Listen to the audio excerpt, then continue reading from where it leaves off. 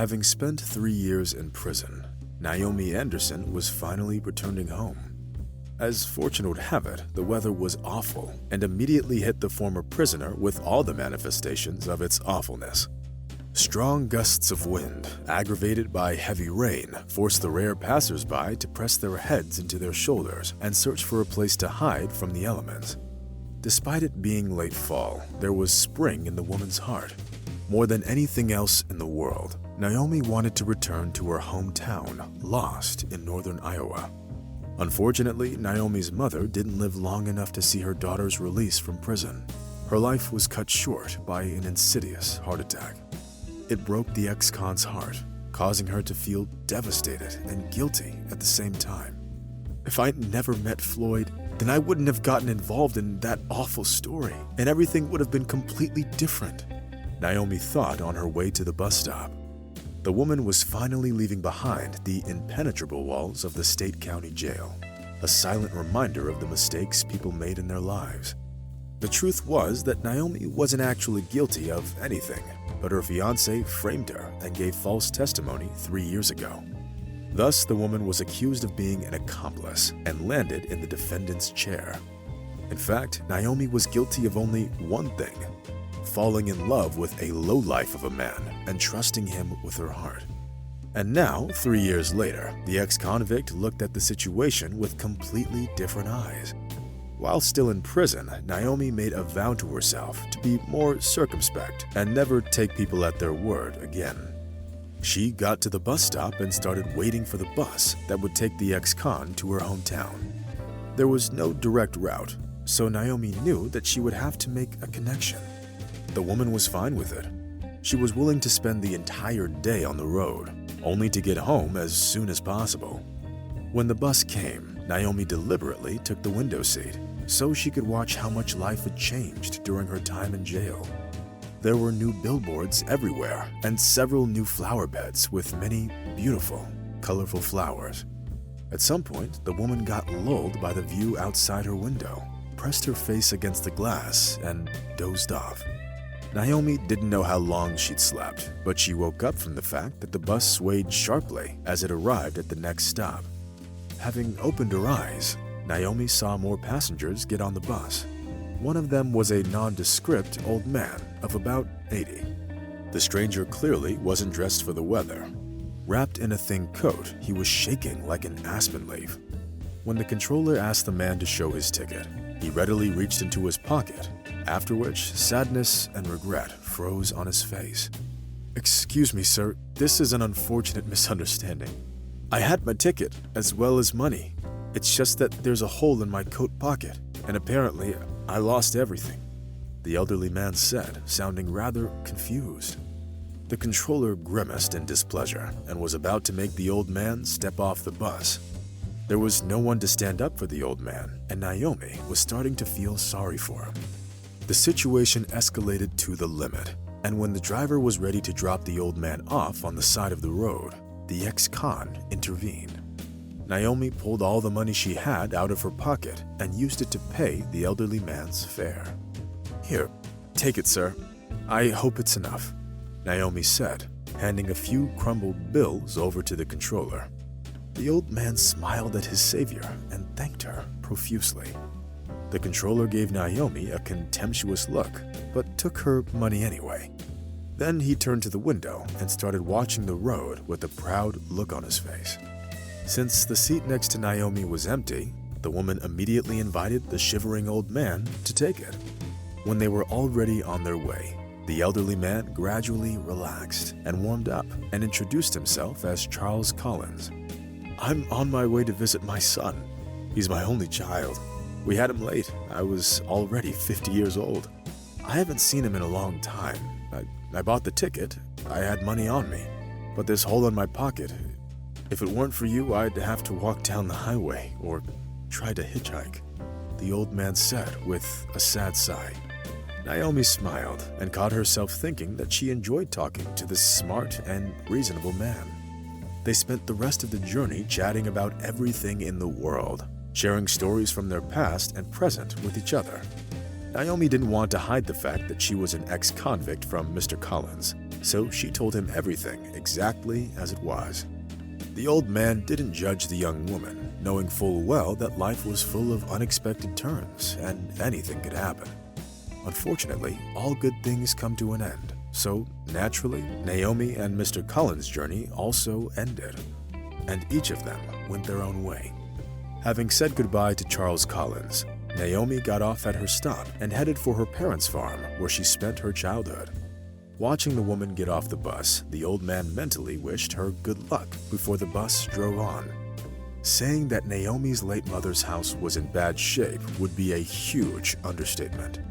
Peeling paint on the facade, dirty window panes, and sun-bleached tiles made it look more like the home of some beggar hermit. Sighing sadly, Naomi opened the door and entered the house. Inside, everything was covered with dust and cobwebs, which made the woman feel very sad. "It will take me at least a week to clean it all up," Naomi thought, putting her bag on the floor. The woman realized that she had no other options where she could stay, so she decided not to put things off and started cleaning the house right away. Naomi wasn't a spoiled child, so she knew her way around a broom and a mop from early childhood. By the evening, the house had transformed and was literally shining with cleanliness and freshness. Since it was getting late, Naomi took a shower and smiled at her reflection in the mirror before going to bed. The woman woke up early, but she intended to stay in bed until lunch at least. But then she heard a loud knock at her door and her heart skipped a beat. Imagine the woman's surprise when she looked out the window and saw a police car parked by the house. Something must have happened. Are they going to send me back to prison? Lord, what did I do to deserve this? Naomi thought as she opened the door. But when the woman saw Charles Collins next to the police officer, she felt much better. To Naomi's surprise, the old man looked nothing like the way he did when they first met. He seemed more like a wealthy businessman than a poor old man. Charles Collins coughed awkwardly and said, "Please forgive me for this unexpected visit, Naomi. I had to use my son's connections to find you with the help of the police. I have an offer for you, but before you decide, I want you to come with me." The police officer was standing at a little distance from them. He winked at Naomi and said that she definitely had nothing to be afraid of. And what do I actually have to lose? I should go and see what Mr. Collins has to offer. The woman thought to herself and agreed to go with the man. As it turned out a little later, Charles Collins was taking Naomi to see his daughter, who was a successful businessman and lived outside the city in a large and comfy house. On their way over, the old man told Naomi what he was too shy to tell her when they first met. 10 years ago, Charles Collins had a fight with his son because he was too busy to come to the funeral of his own mother. That fight resulted in the fact that the old man and his son fell out of touch with each other. Time passed, inexorably counting down the days, months, and years. It's hard to say how long the fight between father and son would have lasted if James Collins hadn't gotten into a terrible car accident 6 months ago, which almost cost him his life. Having learned about what happened, Charles Collins dropped everything and hurried to see his son. The doctors did everything they could, but the young businessman still ended up in a wheelchair. James's wife took this news very calmly, which the businessman's father found very suspicious. Don't get me wrong, Naomi, but Nicole doesn't seem to care about my son at all. He needs to get ready for the surgery, but he doesn't get any support from his wife. The house is always a mess and there's never any food there. So I decided to offer you a job as a maid at his house, Charles Collins said. Naomi took a moment to think about it. On the one hand, she really needed a job, but on the other hand, she was afraid to disappoint the old man's son, who might find the fact that she was an ex-con somewhat disturbing. Realizing that the old man was waiting for her to answer, the woman weighed all the pros and cons in her head and decided to go for it. "Thank you, dear. I knew you wouldn't let me down, especially after what you did for me on that bus," the old man said with tears in his eyes. Naomi was very impressed with James's house. It was a huge mansion with marble columns, stucco on the walls, and an ivy-covered attic. James made an impression of a kind and courteous person from the moment they met. But for some inexplicable reason, his wife Nicole seemed to have disliked the new maid immediately. "Who is she, Mr. Collins? Some ex-con? Where did you find her?" "I'm sure it was in some homeless shelter full of druggies," Nicole said, pursing her lips touchily. Charles Collins advised Naomi to ignore his daughter-in-law's grumbling and just do her job. Truth be told, Naomi had no desire whatsoever to get into any kind of arguments with the woman, so she simply pretended to not hear any of Nicole's comments about her. Back in prison, Naomi had to deal with way more complicated situations, so she had no problem ignoring one annoying woman. Keeping the young businessman's house in perfect order, the maid couldn't help but start noticing things that were usually hidden from the prying eyes of outsiders. First of all, Naomi was very surprised by Nicole's behavior. She treated her husband as if he had already died, and all that was left for her to do was to get her inheritance. Knowing that James needed to get surgery, the woman deliberately dissuaded the businessman from doing so, thereby dooming him to the miserable existence of a disabled person. Why is she doing this? Does she like seeing her husband in a wheelchair? Naomi was lost.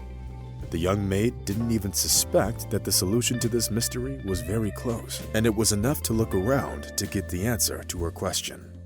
Naomi found out the truth a little bit later when she accidentally overheard the conversation between Nicole and her personal driver, David.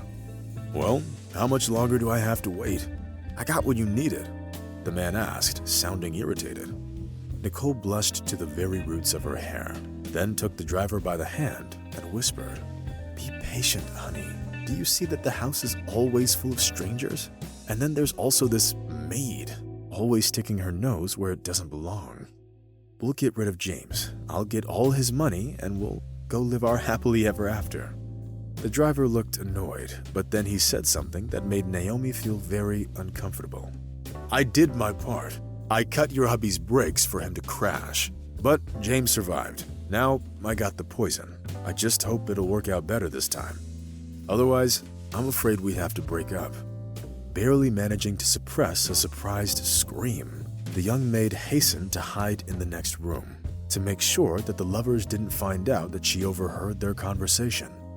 Only then did Naomi realize that she was in a real snake lair, which could turn deadly at any moment. Of course, she couldn't risk James's life, so the first thing she did was tell him everything she knew. Charles Collins was also present during that conversation. The old man's face became darker with every word the woman said. "So that's the kind of woman you married, son. I think we need to turn to the police as soon as possible. Let these lowlives get prosecuted to the fullest extent of the law for everything they did," the old man said, having listened to the maid's story. James Collins shared his father's opinion and was very grateful to Naomi for her help and participation. During the time the young maid was in the house, the businessman managed to grow attached to her and her charming voice. Having turned to the police in time, James didn't only prevent an attempted murder, but also saved society from a couple of criminals who could have committed other crimes later.